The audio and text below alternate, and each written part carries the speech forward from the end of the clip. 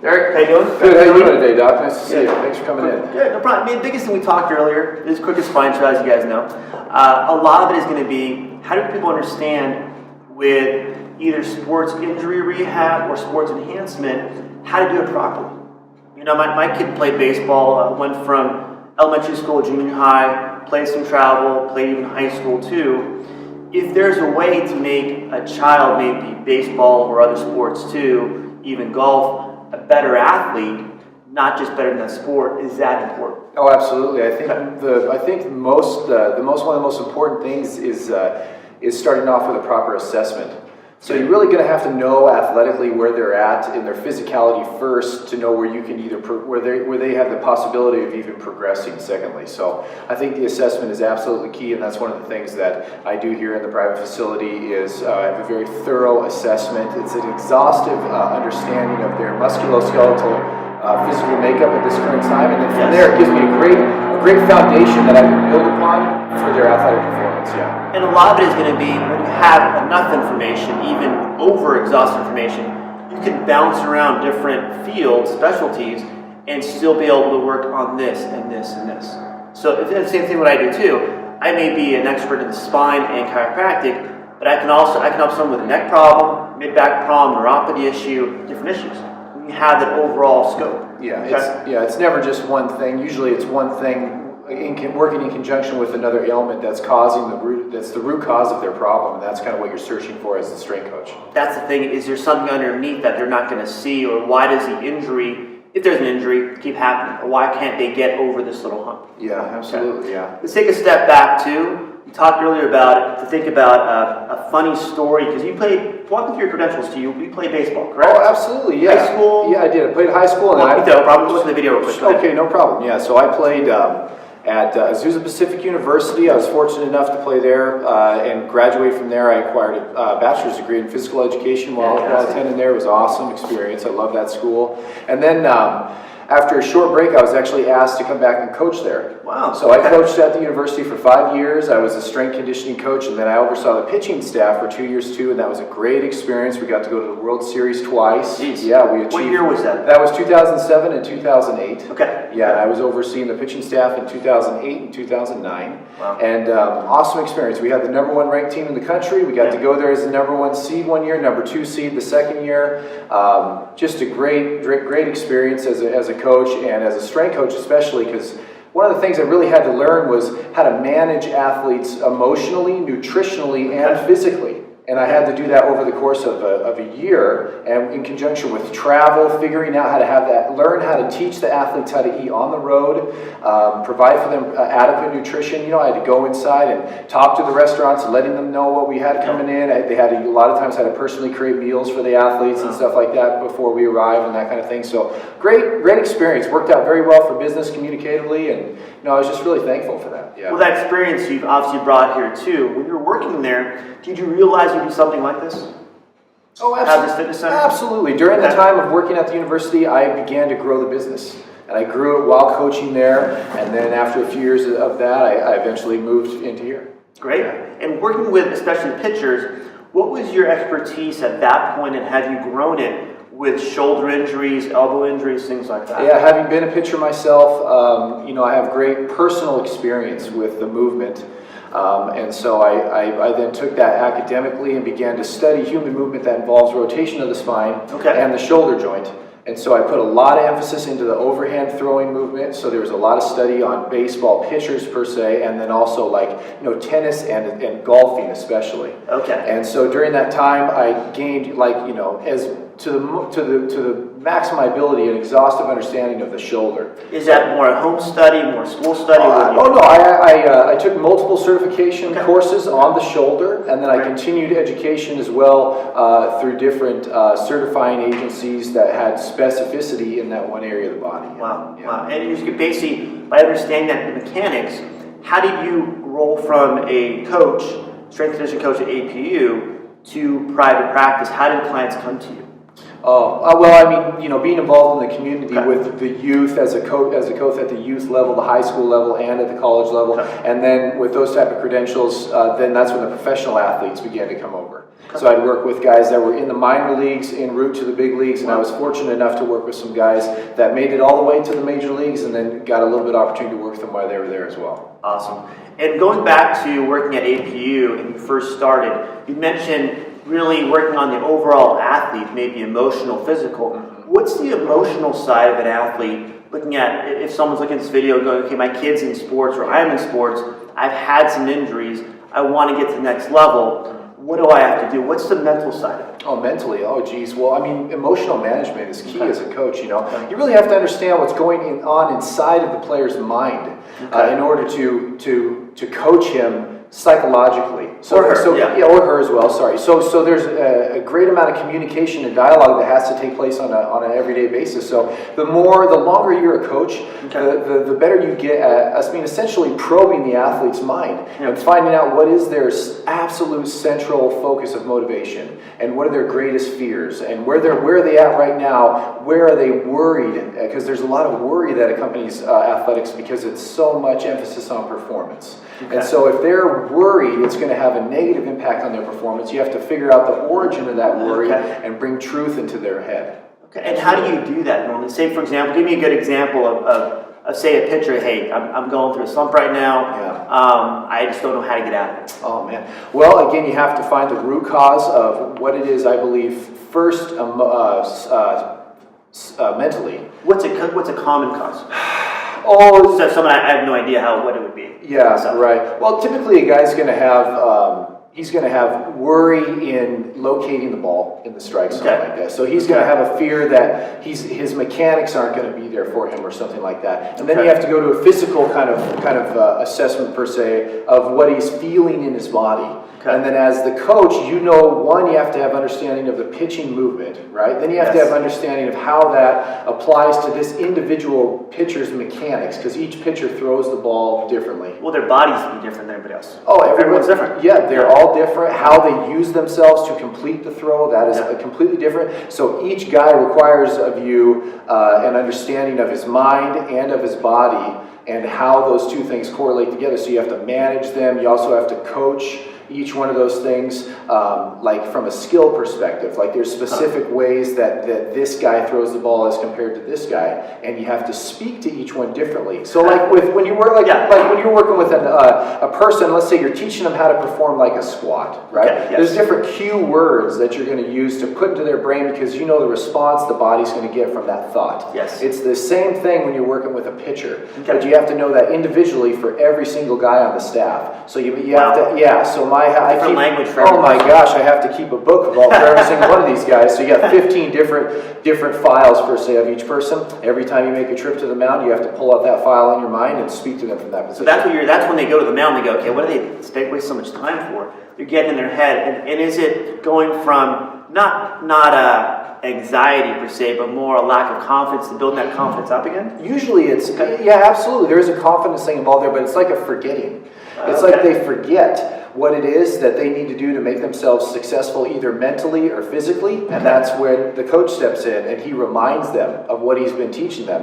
That the cue word that they need to tell themselves physically, like he needs to keep his head in line with his glove, or the separation of his hands need to occur at this point in time in his delivery. So that gets the rhythm and his timing back on track, and then right away when they get this feeling back in their body, they'll gravitate towards that feeling, and then they'll be able to repeat that movement pattern over and over, and that's when the control comes back in on the mound, and right away the confidence will return. That's a huge part. And so you're almost working through mechanics, getting them to feel something, or think of something first, feel that in their delivery, and at that point they see that confidence back, boom, they're back on track. Generally speaking, that's a real easy way for people to understand that. You can go way deeper in there into the kinesthetics. That's so crazy. That's crazy. It's for the layperson or myself too. It's fine, sure. Good. And we're dealing with someone who is a pitcher, for example, or someone who throws maybe baseball, softball, whatever it is, or other sports too. What do you work with, especially with, say, go to youths first, or young adults? How do you work the shoulder? What do you do when you look at an assessment and recovery? Walk me through that visually so they can hear on the podcast. Oh, absolutely. Every client that trains here, whether they're an athlete or not, they all receive an orthopedic evaluation of the shoulder. So the first thing you're going to have to go through when you evaluate the shoulder orthopedically is you need to test range of motion. So there needs to be an evaluation of internal and external rotation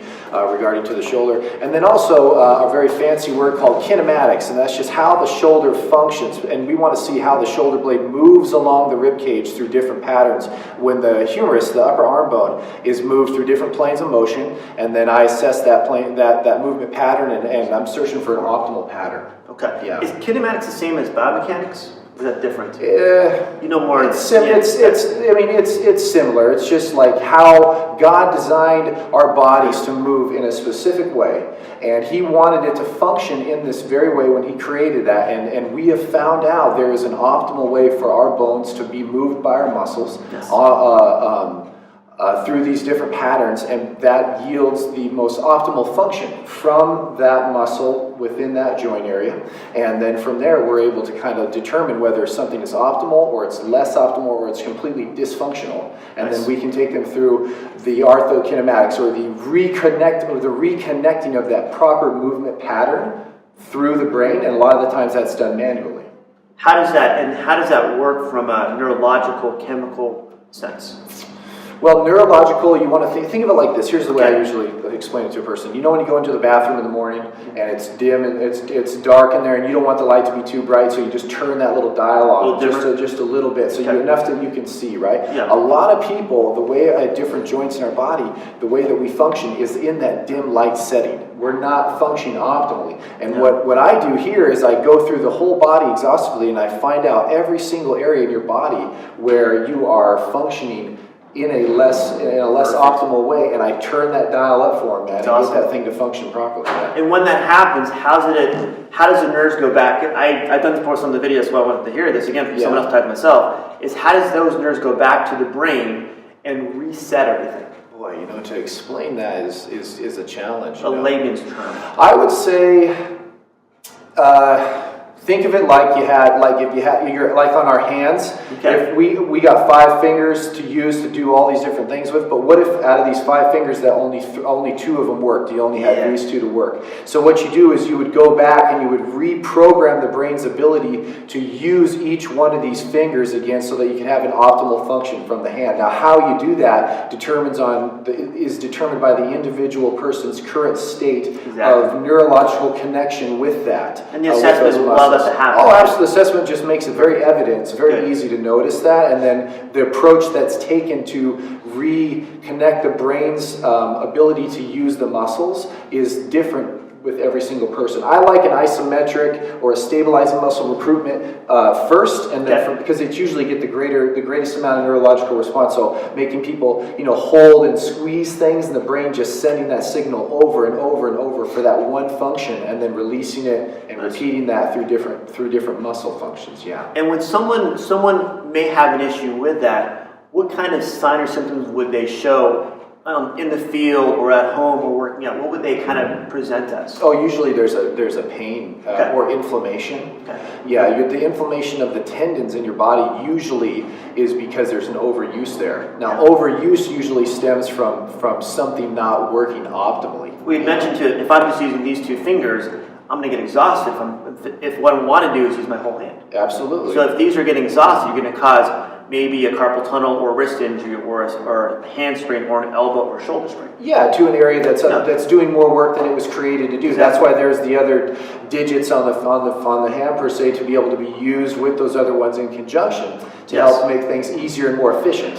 Right, but without them, you're going to end up using that tendon so much it's going to get inflamed. It's the same thing in the shoulder. The biceps tendon gets irritated all the time in the overhand thrower. And that's because the muscles in the posterior, the upper back shoulder, the trapezius, the rhomboids,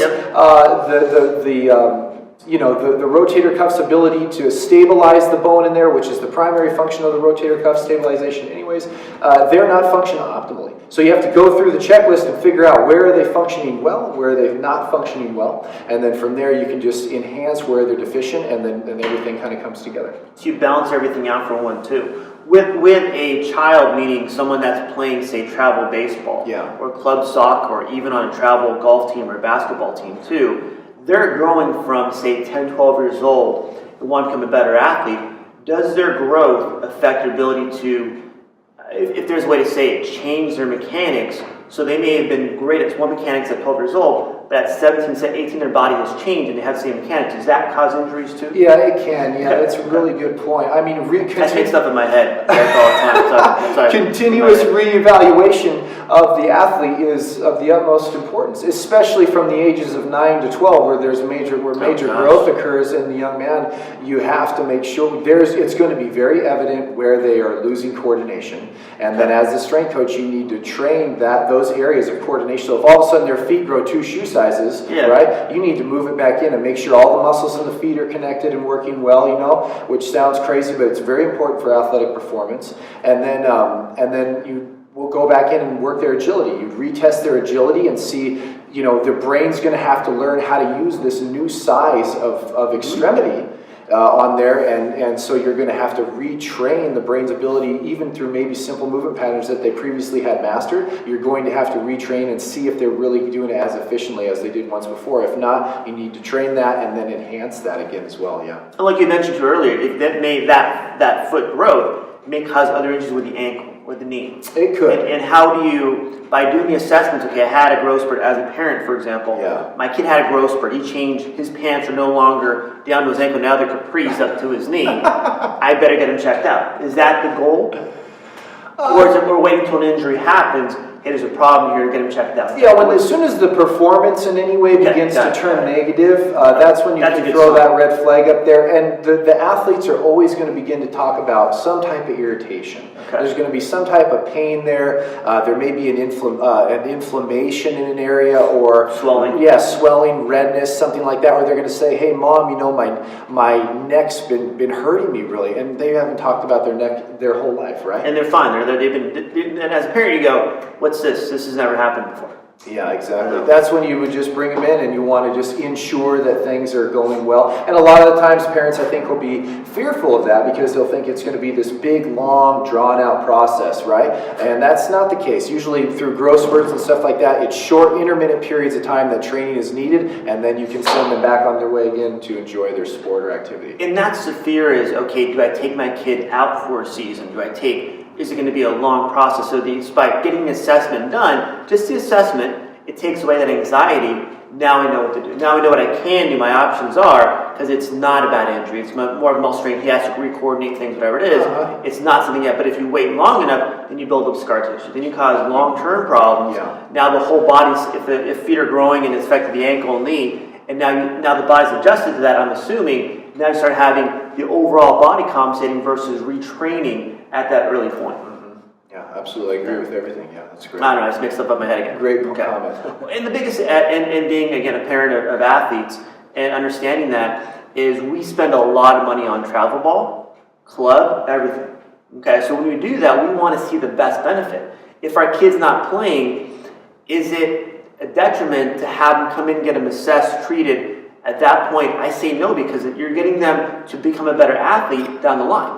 I remember some places, I think in Rancho, somewhere else, were talking about, hey, have your kid take a 1 season off of that sport, get trained, get their coordination back, and then go back out there. Looking back at it now, it might have not have been a bad idea, because you're getting the kid who's maybe 12, 13 years old, 14 years old, before high school, before they have to really perform, to become that better athlete, and mechanically and structurally, so they can grow into it, can get stronger, and compete with kids that are maybe 2-3 years older than them versus when they're in their own age group. Yeah, that's a great point. Yeah, I mean, I think that it's parents a lot of times, to be honest with you, they overdo it. Yeah. I think they really do. They overdo it, and I think they try to do too much of everything instead of just enough of everything. Why do you think that is? What's the mentality of the psychology of the parent? I think it's fear. I think the parent is afraid that if they don't do all these things exactly, to the absolute max, then their kid's not going to have the greatest opportunity. And that's not the case at all. I was the type of kid that I played all the sports growing up: basketball, flags. baseball, swimming, all of the ones that you play as a kid. Every season, you switch over to that next sport. That's what I think you should do as a young parent. In Southern California, it's so easy to get very specified in a sport, especially the sport of baseball, because of our weather. Yes. And because it is very competitive here, because of the amount of people that live here. So there's a lot of good young baseball players. So parents are always coming in here. I got clients right now that are 7 years old, and their parents are paying me because I was a university strength and conditioning coach. Yes. They want the best, and they want it right now, and they want their kid to be, when he's 15, to be, phenomenal. Now, I agree with all that, but I also think, I coach him up, with the young kid who's a very impressive young kid, Dylan, who I've been working with, 11 years old, phenomenal young athlete, one of the best young athletes. Baseball. He's a multi-sport kid. Best young athlete I've ever trained in 14 years as a strength coach, Phenomenal athlete. I remember speaking with his family and saying, this is the right time for this, but it's 1 day a week. You only need to bring your son in here one day a week, and that is it. And then let him go play hockey and do his weekend runs with mom and just have fun. But that's all that he needs. And I told him, what you're doing right now is that you're training your son, you're athletically developing your son for when he is 14 and 15 years old, when he's in high school. And it's the developmental stuff that takes place all the way up to there. But I encourage them to not have their son train more than 1 day a week. Wow. Because once you get to high school, what happens to working out with mom and dad at home, maybe the kids in the park? What happens when you go from, say, junior high to high school? What happens to that athlete? Say they're a baseball player, football, whatever it is. What changes? Oh, well, sure, yeah. Well, puberty is a big deal, in their early teens, right there in the beginning. And so depending on where they're at in that state of their physical development, then it's going to dictate a lot of what they can and can't do when they're 15 years old. You know what I'm saying? So the more mature kid, he's trained, in my opinion, a little bit differently. But there's the same emphasis is put on his training. So he's still going to be training for strength, power, speed, agility, movement, quality, all the different facets that there are that you train the human body to perform at. But his maturity level may dictate how I manage and handle him. From another athlete, absolutely. And what I get too is that I get kids that, for example, in probably August, July, even in the summer too, they're pushed into a freshman football camp. Oh, sure, yeah. Or even hey, this is baseball. We're going to have all these kids work out together from freshman through junior, senior, and see who's the best. So, and my concern is they go to the weight room and they have no idea what to do. Oh, yeah. Sports specificity is huge. You absolutely have to know how to train specifically for the sport. And I'll be candid with everybody watching. There's a lot of bad trainers out there. There's a lot of uninformed, bad coaches who are going to do negative things to your sons or daughter because they themselves have not chosen to educate themselves, apply the information to their own body to the max of their own ability. You should never stop educating yourself. You should never stop pursuing knowledge. That's a very foolish decision. Especially as a coach, you have a responsibility when you're working with a body, just like yourself, man. When you're working with there's a huge responsibility as a chiropractor. I'm liable too. Oh, absolutely. Sue me all you want. We put so much trust into you, and I know when people come in here to me, they basically just hand themselves over, and they're like, hey, Derek, make me skinny, or make me faster. And so I have a great responsibility there, So managing people and knowing, again, it goes back to the assessment, really knowing and not assuming everything. And what it is that you have to do to build up themselves and create essentially a foundation of strength in their body that's built upon rock and it's not built upon sand, and that you can stack things on top of and continue to build a better athlete or a more healthy person for a general fitness client or something like that. Well, and that's the thing too, is and go back to high school kids too. As a parent, as a high school parent, I think I have 4 or 5 kids, I don't know. But a lot is going to be, how do I go? My kid wants to play football, wants to play baseball. He's done some travel. He's played probably maybe some popcorn, whatever it is too. Is you ready for it? Every parent's question is I ready for contact sports in high school because of concussion issues, because of things like that too? How do I make sure my son's not going to get hurt? That's the key. So going to the weight room, what you do here, in my sense, is get an assessment first. Because I want to know, does my son have a weakness somewhere in his body that he can actually build up either at the gym at school Or with Derek, at that point his foundation, like you had mentioned second, is better, so he doesn't have injury on the field. I mean, I have problems where people come in post-concussion syndrome, burning down the arm from stingers and burns from playing football especially. And it could have been avoided if they had seen the issue before, 3 weeks before, they got banged up in practice. They were a little bit dizzy, but they were fine once the next day. So at that point they got pushed in the field. The second injury is what usually causes 2-3 times the damage, the symptoms. So getting assessed initially, okay, I have a problem with my shoulder, my knee. At that point I'm going to work through it myself, maybe not. Especially if you're lifting weights and loading it, you can cause problems not only in this, but here in the elbow, or even the neck and the upper back. So why take the risk of causing more injury versus benefiting assessed and checked out, so do it the right way. And when you go to the gym go to the gym at say with your buddies, hey, let's do it this is a good form technique. I may not lift as much as the lineman because I'm a receiver, but I want to do it the right way for my body, for what I need. Yeah, I agree. They kind of give you the... I agree 100% with that. Absolutely, yeah. And I think the key is a lot of when I talk about in this interview with you is I want parents to see not only the kids, I want to make sure my kids are healthy, strong, not just for sports, but for overall life. I see so many kids that come out of high school and they're beat up from playing football or baseball or other contact sports, especially, even other things too, soccer, and that injury now has gone 4 or 5 years without being treated. Now they cause more long-term chronic problems. And by getting assessed initially, you're saving yourself that time, effort, and health conditions so you don't have those problems, I think. Yeah, it's usually, most things that when they come in here, they're all correctable. It's just the identification of them first, And again, it goes back to you having an assessment that has a great enough quality to identify the root cause of the problem, and finding that root cause, and then working your way out from there, which is more usually it's more neurological, and then from there you kind of manifest into the superficial muscle. And with that too, like I was talking earlier, if someone comes in, say they had an injury on a Saturday coming in on a Monday, is that a better, easier client to work with than someone who had an injury 2 months ago? Now they're fine coming in because now they have other problems too. Kind of leading the witness there, but... I think it's kind of 50-50 with that good. One. Yeah, it depends on the injury. Got it. That's the best way I can answer that question. Okay. Yeah. Okay. Good.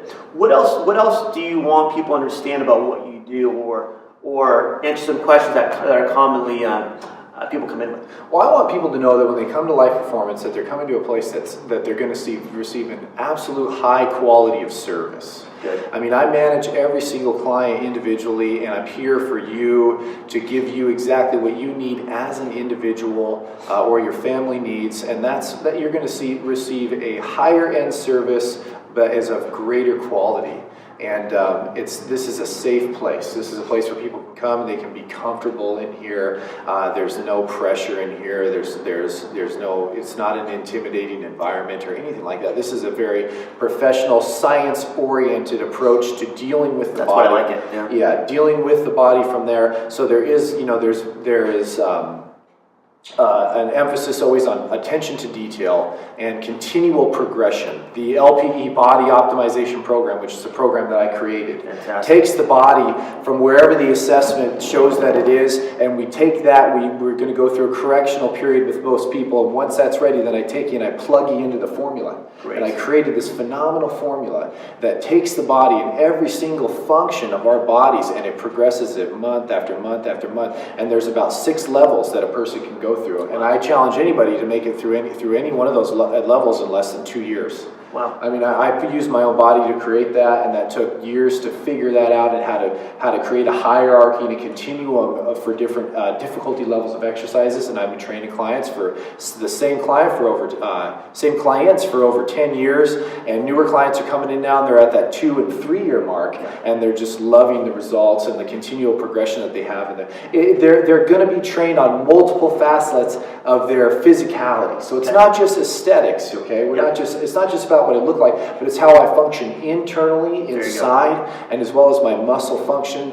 And that doesn't mean we leave out the aesthetics. So I know the aesthetics are important. It's a big part of my job, and I deal with it every single day. Yeah. And I understand but that. That's a result of everything going inside first. You said the root of the problem first. Oh man, I couldn't have said it any better myself right there. Yeah. And we'll talk about results too. Walk me through a quick client example of hey, they had this result. What is that result usually?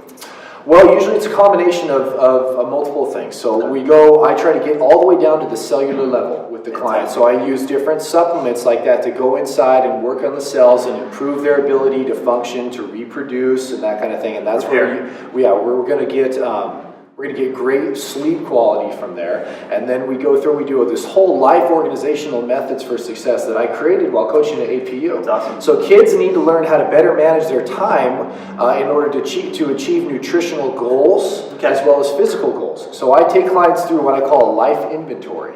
Oh. And from there, we figure out where things aren't functioning too well in their life. That I'm referring to their schedule or their decision making. We're talking about high school kids, college kids. Every single client that takes Even part, adults. even adult, especially the business professional, Yeah. so good at their job, not always good at taking care of their bodies. Their time is their stress level might be high, Yes. intense, but it will allow things, how do I juggle things so I'll still get my result, but I may suffer over here. This program is going to create a black and white scenario. It's going to tell you where you're having a success in your life and where you're not having success in your life. Wow. And because from working with people now for 14 years, it's more than just a physical problem. And so what you have to do is you have to find the root cause of the physical problem, yes, but also the reason why they're walking in the door. So if you're 50, if you're like 30 pounds overweight and you're like, man, I need to lose some weight, there is a cause that is outside of your ability to show up to the gym that is causing that problem, and usually it's somewhere in their life, and this life inventory makes that evident. And I have a great resource of people that can help out other people psychologically. I handle the physical part. There's also a spiritual component if clients want to participate in that, and we bring that in there, and we get the whole person, like your whole being, right, functioning better. And a lot of it is when you're in, when I do my videos too, is when you're having outside stressors or internal stressors because of improper nutrition or psychological stress too, your body chemistry changes causing a chemical reaction in your body and a hormone change too, so your stress hormones increase. Mm-hmm. If that happens and your body can't function at a high level, we're talking about the spiritual, psychological, and physical. You're getting everything to work at a better level, so your body hormones, especially, they change so your body can function at a high level. And maintain that to get the results you want, physically, psychologically, everything. That's awesome. Especially. Yeah, absolutely. It's a science behind it. That's why this program is based on science. So that back end is how it works to get the result you want. You have to understand the underneath, like you had mentioned, the details to get someone to go where they are and get them to where they need to be to get the result they want. And that's where we go back again to that assessment. I keep hammering That's on awesome. it, but it's like you have to know where you're at right now in order to get where you want to go, just like you just said. And the road in between there is where the professional help and guidance can come in, and that's why I created that program, was to bridge that gap and to give people a true avenue to get where they want to go. And I think a lot of it, once you have that down, you can have a good way to reassess yourself too. Hey, I'm falling off of here. Once you learn it, I'm assuming that when you have a good way to reassess yourself and come and talk to you. Hey, look, I think I'm falling off of here. Is this right, wrong, or what's going on? I keep very close tabs on all the clients and all these different facets. And every 3 months, the clients are reassessed physically. They go through a portion of the examination that I feel professionally I need to reevaluate to see where they're at, and we keep moving. Fantastic. Anything else to add so far in our first interview? Because there'll be many more. I hope so. Well, I'm just really thankful to take part in this. I just want to let the community know that they have a resource so they can receive professional guidance, help, and instruction that's of the utmost highest caliber. And I'm just here to serve the community. One more thing too before I end it.